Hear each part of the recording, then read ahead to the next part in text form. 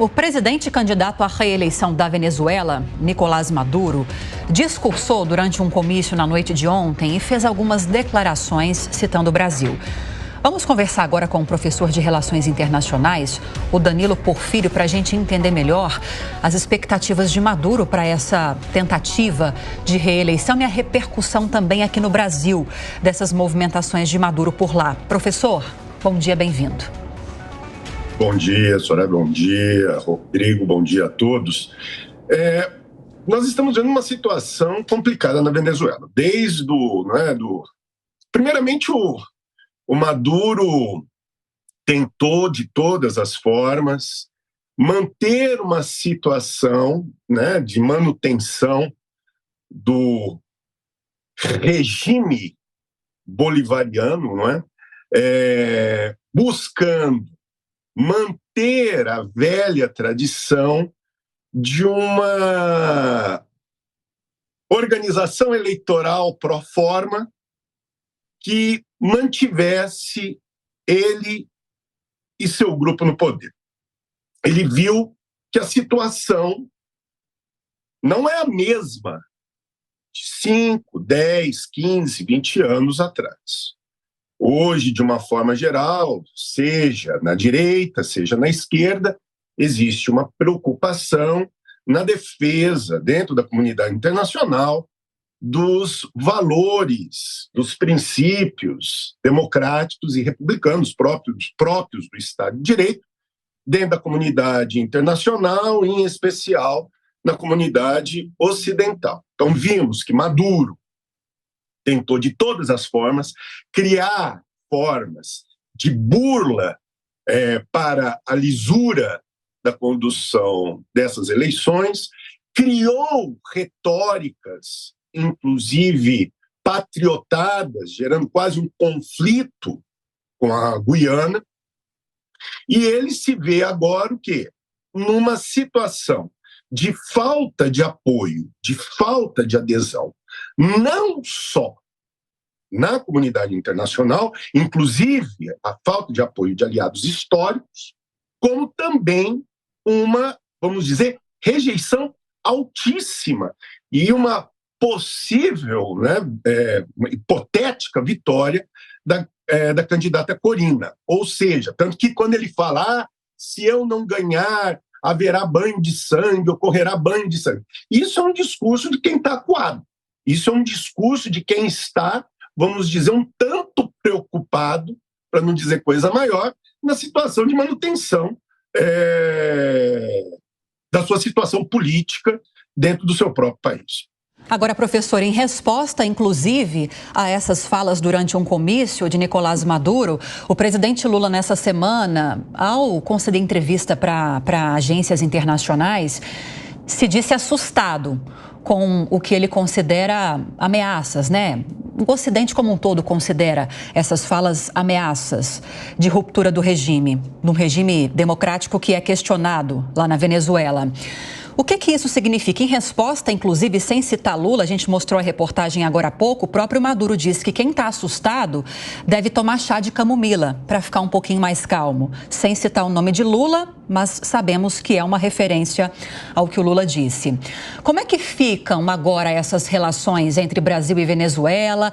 Há uma mudança de tom, embora para muitos singela, de Lula em relação a essa condução das eleições pelo governo lá na Venezuela? No final da semana passada, países aqui da América Latina assinaram uma declaração conjunta, entre eles a Argentina, de preocupação com essa opressão a esses opositores de Maduro. O Brasil não assinou essa declaração com esses outros países. Essa fala de Lula, essa resposta de Maduro mostra que está havendo um desalinhamento, digamos assim, entre os dois países ou não? Muito cedo para falar isso. Eu só vou, Soraya, tomar um posicionamento sólido quando as eleições efetivamente acontecerem e como acontecer. Mas o que nós podemos observar aqui é que realmente, inexoravelmente, nós estamos observando um processo de distanciamento entre o governo e, quiçá, o Estado brasileiro com o regime Maduro. O regime Maduro. Há uma clara, né, expressão de isolamento gradual do Maduro. O Brasil sempre tomou uma postura histórica, não é por esse governo ou por outros, mas uma postura histórica de mediação, de tentativa de composição, de solução. Por isso que eu falei, eu só vou ver um posicionamento efetivo do Brasil após as eleições. Por que você está falando isso, Danilo? Porque, na verdade, nós queremos observar, primeiro, se o temor de fraude nessas eleições ocorrerá, se ocorrerá um compromisso real de lisura nas eleições e, conforme os resultados, se os resultados contrários ao interesse do regime vigente serão respeitados. Os resultados serão respeitados. Aí sim, creio eu, que o Brasil tomará uma postura efetiva. Mas insisto, existe uma preocupação não só na América Latina, na América do Sul, na comunidade sul-americana, mas na Europa e nos Estados Unidos, sobre a questão da fraude, de fraude eleitoral, de manutenção do poder desse regime, que é, sim, um regime ditatorial, encastelado. Maduro está encastelado no poder e nos parece que ele não quer sair, e esse é o grande motivo do seu isolamento. Professor, quem fez a pergunta para o senhor antes foi a Lívia Zanolini, agora é o Rafael Colombo. A Lívia, perdão, Lívia. Sem problema. Imagina, professor. Professor, sem problema. Qual deve ser o papel do Brasil caso o Maduro perca? A última pesquisa de intenção de voto dá mais de 50 para o opositor e 24 para o Maduro. Ou seja, o opositor tem mais do que o dobro da vantagem em relação a Maduro. Se acontecer o que a pesquisa está dizendo, que papel o Brasil deve ter, se é que vai ter algum, para garantir uma transição minimamente democrática até o início do mandato do sucessor do Maduro? Rodrigo e Lívia, e peço novamente desculpas, né? O Brasil sempre teve uma postura histórica de defesa, de manutenção do Estado de Direito. Inclusive, eu vou lembrar de uma coisa.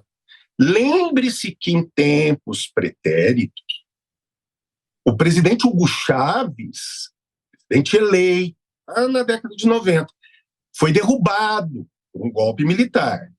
E o Brasil teve um protagonismo, junto com até mais do que os norte-americanos, na restauração da situação do Estado de Direito dentro da Venezuela. Da mesma forma, vimos recentemente o apoio categórico ao governo legítimo boliviano por parte dos brasileiros em relação ao quê? A tentativa de golpe. Digo a vocês, por meio do palco institucional internacional, e aqui eu enfatizo a importância da OEA, a Organização dos Estados Americanos, o Brasil terá, com certeza, o papel de afiançar e liderar com os países da comunidade sul-americana em alinhamento à União Europeia, aos Estados Unidos, a manutenção desse regime, do novo regime ou do novo governo legitimamente eleito. Isso não há dúvida. O Brasil tem essa vocação, né? Temos que observar, sim, a situação de estabilidade política interna da Venezuela e como, por exemplo, o governo atual e as forças de segurança se comportarão em função de um processo de transição. Bom, nós conversamos com o professor de Relações Internacionais, Danilo Porfírio, trazendo um panorama dessas eleições lá na Venezuela, que vão acontecer nesse domingo já. Professor, muito obrigada, viu, pelas informações. Depois o senhor volta com outras análises aqui no Jornal da Manhã. Lívia, desculpa novamente. Imagina, professor. Desculpa. Mas é amanhã. Amanhã a gente fica um pouquinho mais leve. Professor, fique em paz, tá tudo certo. Obrigada, viu? Até a próxima. Um abraço. Abraço.